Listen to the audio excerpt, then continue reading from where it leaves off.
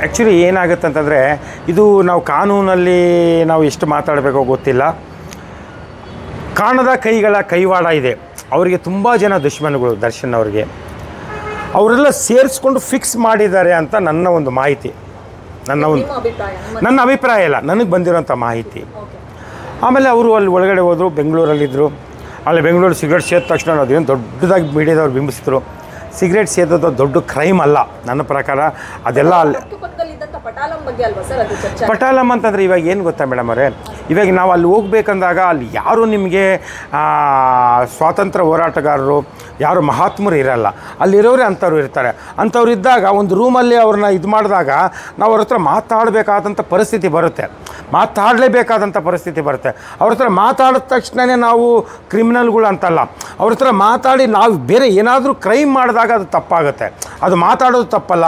ಅವ್ರು ಸಿಗರೇಟ್ ಸೇದ್ಕೊಂಡು ಹಿಂಗೆ ಕುಂತ್ಕೊಂಡ ತಕ್ಷಣ ಅದನ್ನೇನು ದೊಡ್ಡ ಹೈಲೈಟ್ ಮಾಡಿಬಿಟ್ರು. ಸಿಗರೇಟು ಇವಾಗೇನೋ ಚೇಂಜ್ ಮಾಡಿದ್ದಾರೆ ಕಾನೂನು, ಇವಾಗೇನೋ ಅಮೆಂಡ್ಮೆಂಟ್ ಚೇಂಜ್ ಮಾಡಿದ್ದಾರೆ. ಅದು ಬ್ರಿಟಿಷರ ಕಾಲದಿಂದ ಸಿಗರೇಟ್ ಕೊಡಬೇಕು, ಬೀಡಿ ಕೊಡಬೇಕು ಅಂತ ಎಲ್ಲ ಅದು ಮ್ಯಾನ್ಯುವಲಲ್ಲೇ ಇದೆ. ಪೇಸ್ಟ್ ಕೊಡಬೇಕು, ಪೌಡ್ರ್ ಕೊಡಬೇಕು ಅಂತ. ಯಾಕೆ ಅದು ಅಂತಂದರೆ ಇವಾಗ ಆಚೆಗಡೆ ಫುಲ್ಲು ಸಿಗರೇಟ್ ಸೇರ್ತಾ ಇರ್ತಾನೆ, ಬೀಡಿ ಸೇರ್ತಾ ಇರ್ತಾನೆ, ಎಣ್ಣೆ ಹೊಡಿತಾ ಇರ್ತಾನೆ. ಸಡನ್ನಾಗಿ ಅವ್ನಿಗೆ ಹೋದಾಗ ಅವನಿಗೆ ಬೇರೆ ಏನಂತಾರೆ ಆ ಬಾಡಿಯಲ್ಲಿ ವೇರಿಯೇಷನ್ ಆಗೋ ಚಾನ್ಸಸ್ ಇರುತ್ತೆ, ಅನಾರೋಗ್ಯಕ್ಕೆ ಹೋಗುವಂಥ ಚಾನ್ಸಸ್ ಇರುತ್ತೆ.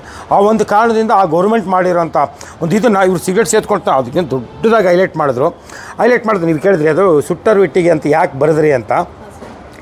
ಯಾಕೆ ಬರೆದೆ ನಾನು ಅಂತಂದಾಗ ನಾನು ಬರೀಬೇಕು ಆ ಥರ ಏನೊಂದು ಕಲ್ಪನೆಯೂ ಇರಲಿಲ್ಲ. ಆದರೆ ಅವರ ಮನೆಯವರು ಆ್ಯಕ್ಚುಲಿ ದರ್ಶನ್ ಮನೆಯವರು, ಅವರ ಅಣ್ಣ, ಅವ್ರ ತಮ್ಮ, ಅವರ ಅಭಿಮಾನಿಗಳಿಗೆ ಎಷ್ಟು ನೋವಾಗಿದೆ ಅದಕ್ಕಿಂತ ಹೆಚ್ಚಾಗಿ ನೋವು ನನಗಾಗಿದೆ. ಆ ನೋವು ನನಗೇನಂತ ಗೊತ್ತಿದೆ. ಒಂದು ಜೈಲಲ್ಲಿ ಒಂದು ರೂಮಲ್ಲಿ ನೀವು ನೋಡಿ, ಇಲ್ಲೇ ಬಿಟ್ಬಿಡಿ, ಇಲ್ಲಿ ನೀವೆಲ್ಲ ನೋಡ್ತೀರ, ಬೆಳಕು ನೋಡ್ತೀರ, ಎಲ್ಲ ನೋಡ್ತೀರ, ಇಲ್ಲೇ ನೀವು 12 hours ಇರೋಕ್ಕಾಗಲ್ಲ. ಆ ಒಂದು 10x10 ಗೋಡೆಯಲ್ಲಿ ಒಂದು 60 ದಿವಸನೋ 50 ದಿವಸನೋ ಆ ವ್ಯಕ್ತಿ ಇದ್ದಾನೆ ಅಂತಂದರೆ ಆ ವ್ಯಕ್ತಿಗೆ ಎಷ್ಟು ನೋವಾಗಿರ್ಬೋದು. ಅದೆಲ್ಲದಕ್ಕಿಂತ ಮುಂಚಿತವಾಗಿ ನಾನು ಕಾನೂನುಬದ್ಧವಾಗಿ ಮಾತಾಡಬೇಕಂದ್ರೆ ಅದು 302 ಅಂತ ಅವ್ರು ಫಿಕ್ಸ್ ಮಾಡಿದ್ದಾರೆ. ನಾನು ಜನರಲಾಗಿ ಚಿಕ್ಕ ಮಕ್ಕಳು ಗೊತ್ತಾಗುತ್ತಾ 302 ಅಲ್ಲ, ಅಂದರೆ ಉದ್ದೇಶಪೂರ್ವಕವಾದ ಕೊಲೆ ಅಲ್ಲ, ಅದು ಅನ್ಎಕ್ಸ್ಪೆಕ್ಟೆಡಾಗಿ ಏನೋ ಆಗಿದೆ ಅಂಥ ವ್ಯಕ್ತಿಗೆ ಅವ್ರೇನೋ ಆಗುತ್ತೆ ನೋಡಿ. ಮನುಷ್ಯ ಅಂದಮೇಲೆ ನಾನಾ ರೀತಿಯಾದ ಒಂದು ಕೋಪ ಇರುತ್ತೆ, ಏನೋ ಇರುತ್ತೆ. ಅವ್ರಿಗೇನೋ ಅವರು ಫ್ರೆಂಡ್ಗೇನೋ ಅವರು ಕಳಿಸಿದ್ರು, ಆ ರೀತಿ ಅವ್ರೇನೋ ಬುದ್ಧಿ ಕಲ್ಸೋಕ್ಕೆ ಇದು ಮಾಡಿರ್ಬೋದು. ಚಿಕ್ಕ ಮಕ್ಕಳಿಗೂ ಗೊತ್ತಾಗುತ್ತೆ ಅದು ಉದ್ದೇಶಪೂರ್ವಕವಾದ ಕೊಲೆ ಅಲ್ಲ ಅಂತ. ಕೆಲವು ಮೀಡಿಯಾದವರು, ಕೆಲವು ಪೊಲೀಸವರು, ಕೆಲವು ರಾಜಕೀಯ ವ್ಯಕ್ತಿಗಳು ಅದನ್ನು ಉದ್ದೇಶಪೂರ್ವಕವಾದ ಕೊಲೆ ಅಂತ ಮಾಡಿ ಅದು ಬೇರೆ ಲೆವೆಲ್ಗೆ ತೊಗೊಂಡೋದ್ರು. ಅದು ನಿಮ್ಮ ಪ್ರಕಾರ ಆರೋಪಿ ಅಷ್ಟೇ ಅಪರಾಧಿ ಅಲ್ಲ ಅನ್ನೋದಕ್ಕಿಂತ ಮೊದಲು ನಾನೇನು ಹೇಳ್ತಾ ಇದ್ದೇನೆ ಅಂತಂದರೆ ಮಾನವೀಯತೆ. ಆ್ಯಕ್ಚುಲಿ ಗಾಂಧೀಜಿಯವರು ಒಂದು ಮಾತು ಹೇಳ್ತಾರೆ, ನಾವು ತಿರಸ್ಕಾರ ಮಾಡಬೇಕಾಗಿದ್ದು ಪಾಪವನ್ನೇ ಹೊರತು ಪಾಪಿಯನ್ನಲ್ಲ. ಯಾವಾಗಲೂ ಏನು ಹೇಳೋದಂದರೆ ಎಬಿಚುವಲ್ ಅಫೆಂಡರ್ಸ್. ಇವತ್ತು ಏನು ಮೀಡಿಯಾ ಅದು ಇದು ಹಂಗೆಲ್ಲ ಮಾತಾಡ್ತಲ್ಲ ದರ್ಶನ್ ಬಗ್ಗೆ, ಎಬಿಚುವಲ್ ಅಫೆಂಡರ್ಸ್ ಬಗ್ಗೆ ಮಾತಾಡಿಲ್ಲ. ಮುತ್ತಪ್ಪ ರೈ 38 ಕೇಸಲ್ಲಿ ಅವರು ಆರೋಪಿಯಾಗಿದ್ದರು.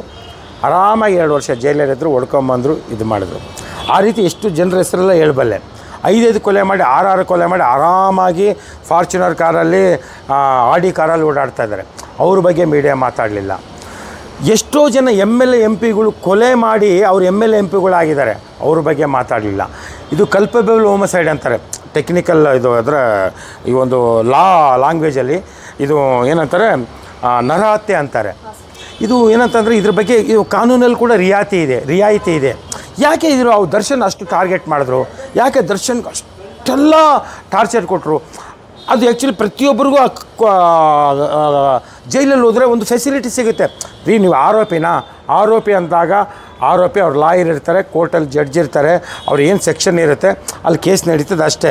ಜೈಲ್ ಬಗ್ಗೆ ಮಾತಾಡೋಂಥ ರೈಟ್ಸ್ ಯಾವನಿಗೂ ಇಲ್ಲ. ಜೈಲಲ್ಲಿ ಒಬ್ಬ ಆರೋಪಿಗೆ ಏನು ಫೆಸಿಲಿಟಿ ಕೊಡಲೇಬೇಕು, ಅದು ಮ್ಯಾನ್ಯುವಲ್ ಇರುತ್ತೆ.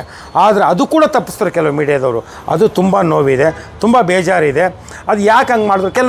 ಕೆಲವರು ಅಂತಲ್ಲ, ಎಷ್ಟೋ ಮೀಡಿಯಾದವ್ರಿಗೆ, ಎಷ್ಟೋ ಪೊಲೀಸವ್ರಿಗೆ, ಎಷ್ಟೋ ಲಾಯರ್ಗಳಿಗೆ ಜೈಲ್ ಮ್ಯಾನ್ಯುವಲ್ ಅಂದರೆ ಏನು ಗೊತ್ತಿಲ್ಲ. ಜೈಲಲ್ಲಿ ಹೆಂಗಿರಬೇಕು, ಯಾರು ಆರೋಪಿಗಳು ಹೆಂಗಿರ್ತಾರಂತನೂ ಗೊತ್ತಿಲ್ಲ. ಕೆಲವು ಲಾಯರ್ಗಳಿಗೆ ಪೆರೋಲ್ ಅಂದರೆ ಏನು ಗೊತ್ತಿಲ್ಲ. ಅಂಥವರೆಲ್ಲ ಮಾತಾಡ್ತಾರೆ. ಅದು ತುಂಬ ನೋವಾಯಿತು.